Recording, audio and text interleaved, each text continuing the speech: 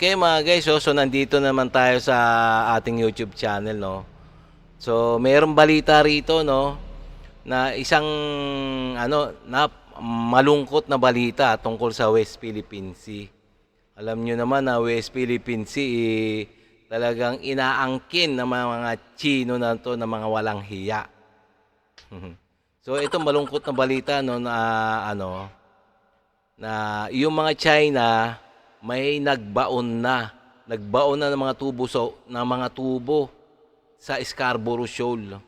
So talagang meron silang binaon na tubo na palatandaan na meron silang tinatayo na kung ano man mga bagay doon o struktura or langis o nagnanakaw na ng langis sa ilalim ng dagat o magtatayo na sila ng isla na naman doon. Gagawa na naman panibagong isla sa Scarborough. So, napakalungkot. So, walang magawa talaga ang ating gobyerno, no, ating Philippine Coast Guard para pigilan to. At ang isa pa, yung mangingisda, talagang hinahataw nila na palayasin sa Scarborough. So, talaga nakakalungkot lang talaga. No? Wala magawa talaga. So kung bago ka pa lang sa aking channel, guys please like and subscribe muna sa ating YouTube channel bago tayo mag-umpisa. And also kay John Reps, paki-subscribe din sa kanya. So, okay, so umpisa na natin, no, para magbigay na tayo ng reaction video, no. Pwede rin kayo magbigay ng reaction diyan, mga komentaryo sa baba.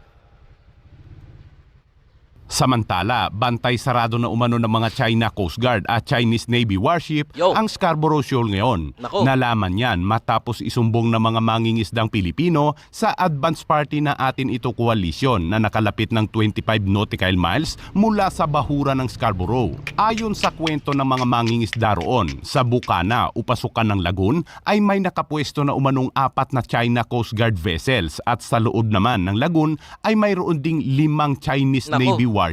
Kung dati ay nakakalapit pa ang mga mangingisda ng nasa 100 meters sa labas ng bahura, ngayon ay mahigpit na at itinataboy na sila ng China Coast Guard. Ayon sa mga mangingisda ay may mga ibinaon ng mga malalaking tubo ang China sa loob ng bahura at hindi nila alam kung para saan yon. Abay mukhang magsisimula na nga talagang tayuan ng istruktura ng China ang Scarborough Shoal, mga kabayan. Dagdag pa ng mga mangingisda, kabayan, ay hinihingian pa sila ng mga China Coast Guard ng huli nilang isda. Teka, tignan nyo na may nakakita sa ating pagpasok. Yung pumasok na yung mga grupo ng sibilya na atin to sa Scarborough, may nakita silang mga tubo.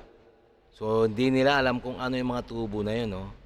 Pwedeng gumawa ng building, pwedeng gawa ng isla, pwedeng kumukuha na ng langis, pwedeng maraming bagay, no? Pero ang ating gobyerno, Philippine Coast Guard, walang kaalam-alam. Ang nakaalam pa yung mga sibilyan. Ay nako, buhay. Pero mas okay na ito kung ikukumpara noong administrasyong Duterte kung saan hindi na nagsasalita noon ang tauhan ng China Coast Guard at basta na lamang itong sasampa sa mga bangka ng mga mangingisdang Pilipino at saka kukunin ang mga huling isda at pinipili pa nila ang mga malalaki. Kaya't maaawa ka na lang sa mga mangingisda noon na umiiyak dahil wala nang maiuuwi. Basta walang sila nang paalam, malungkatin na yan. Yan ang masyadong parang panglitang tingin natin dito sa mga Pilipino. Lungkat nila, sir. Kunin yung gusto nila. Ilagay nila sa plastic. Kung magaganda pang kunin nila. Nako. Magagandang ano? Yung mga tanay, ganyan, mga lapo. Nako. Kunin nila yan. Walang paalaman yan. Basta nakuha nila, alis na kagad yan. Nako. Halos nga, wala akong kinita, sir. Ito, sa Scarborough, kami luhaan. Sa Scarborough, walang kinita. Bantay sarado rin ngayon ng... Nako. Kawawa talagang balita, no? Talaga nakakalungkot na balita, no? Na ating mangingisda, umiyak-iyak na sila sa sobrang awa nila sa sarili nila. Na ang feeling nila talagang para silang mga maliit lang na bagay na kayang-kayanin ng mga Chino. Kinuhuli ang kanilang mga isda. Parang binabaliwala sila. So, tapos pinapalayas pa sa atin sa ating teritoryo sa Scarborough ng mga Chino. So wala talagang magawa talaga, no? Wala magawa yung ating mga Philippine Coast Guard dyan. Nako, kawawa talaga. Ano ba yan? Ang Philippine Coast Guard at Philippine Navy ang Escoda, pero ang Scarborough ay tila napabayaan na lang ito at malaya ang China na gawin ang gusto nito. Samantala, O tingnan mo yung Scarborough, halos pabayaan na raw ng ating Philippine Coast Guard. Nakakalungkot talaga, no? Nakakalungkot isipin na wala talagang magawa ang ating gobyerno sa mga ginagawa ng mga Chino na to sa ating teritoryo, no? Talagang ano lang. isang araw matapos isagawa ng atin ito coalition ang resupply mission sa Scarborough ay biglang naglabas ng ulat ang China na maaaring ikulong ng China Coast Guard ng 60 araw ang sinumang hindi Chino na tatawid umano sa China border. At magiging epektibo na umano ang bagong regulasyon na ito ng China sa Hunyo. Tinawag naman niya ni Philippine Coast Guard Commodore J. Tariela ang direktiba ng China at tinawag na iligal. Anya, maituturing itong harassment dahil nasa loob mismo ng exclusive economic zone ng bansa ang mga mangingisdang Pilipino. Tayo ang may karapatan sa West Philippine Sea batay sa UNCLOS. Dagdag pa ni Tariela ay paninindak lamang umano ito ng China upang wag magpatuloy ang mga civilian mission sa West Philippine. Ayan ewan natin, puro dakdak naman ng ating Philippine Coast Guard eh.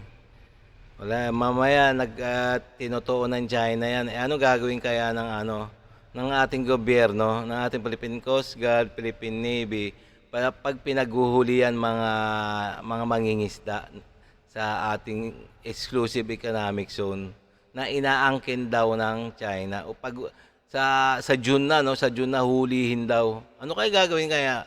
No? Ano kaya gagawin? Wala pang sagot eh. Wala pa yung konkretong sagot ni Commodore Tariela ng Philippine Coast Guard. Wala pa. Puro dakdak lang eh. Gusto ng tao yung konkretong sagot kung anong gagawin nyo once na tinutuon ng China yan na paghuhuli yung baka pati mga Philippine Coast Guard, BIPAR paghuhuli na yan. Anong gagawin nyo? Iyak. Kaya puro dakdak lang eh. Ganito, sabihin, ganito, walang konkretong sagot. Pantalang yung China, hindi yan dumadakdak. Talagang kung anong sinabi, ayun na yung gagawin nila. So talagang nakakalungkot lang talaga yung isipin, no, ang ating mga gobyerno, lalong-lalong Philippine Coast Guard, talagang walang magagawa, no? Tignan natin sa June. Baka pati nga sila ikulong mga Philippine Coast Guard eh. Pinsi. Samantala, nakaangkla naman malapit sa dalampasigan ng San Felipe sa Zambales ang isang barko ng China. Mayroon pa itong watawat ng Pilipinas at nakapatay ang AIS o Automatic Identification System ng barko kaya hindi umano ma-detect ang kanilang presensya. Pero naispatan ito ng Philippine Coast Guard habang nagpapatrolya sa San Felipe. Una itong napansin noong Miyerkules at nang radyohan ng Philippine Coast Guard ay hindi daw ito makontak kaya't kinaumagahan ay inakyat na ito ng Port State Control at K9 unit ng Philippine Coast Guard. Dito na nadatnan ng Philippine Coast Guard ang 7 Chino na nagmula pa daw sa Hong Kong. Ayon sa Philippine Coast Guard ay sa Maynila daw talaga umano sana dadaong ang barko pero mahal daw ang anchorage fee kaya't pinili ng mga Chino na dito na lang mag-angkorahe sa San Felipe sa Zambales. Paliwanag pa ng mga Chino, nabili umano ng isang Pilipino ang barko kaya sila nasa bansa.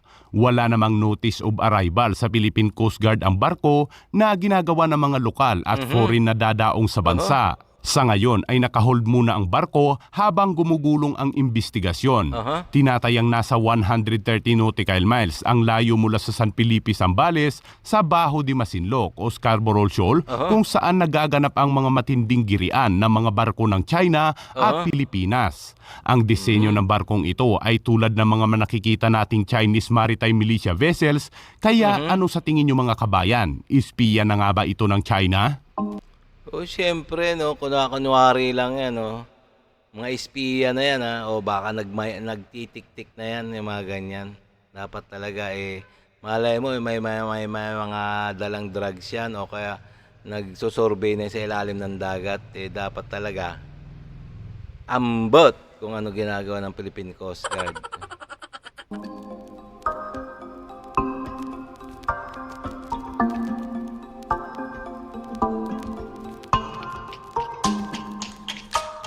Okay mga guys, so talagang ito malungkot na balita talaga, no?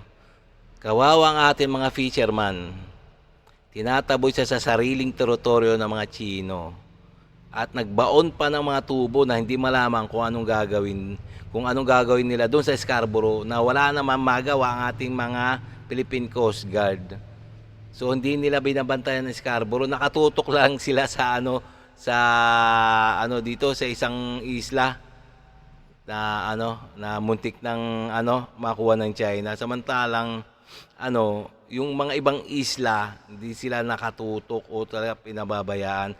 Kaya malayang gumagalaw ang mga China doon sa kanilang gusto at gusto nilang kung ano man gusto nila doon sa Scarborough Shoal. Walang makakapigil kasi wala ang presensya ng Philippine Coast Guard. Pinabayaan na lang yata Pinabayaan na lang yata ng Philippine Coast Guard. Nakatutok lang sila dun sa may sa Ayungin Shoal, tsaka sa Subi Reef. Samantalang Scarborough, pinabayaan. Para pinabigay yata na Kawawa talaga, kawawang mga natin. Ambot. Okay, no guys, no? So kung nagustuhan nyo yung mga ganitong mga reaction video, please like and subscribe na lang muna bago tayo magsara. Okay?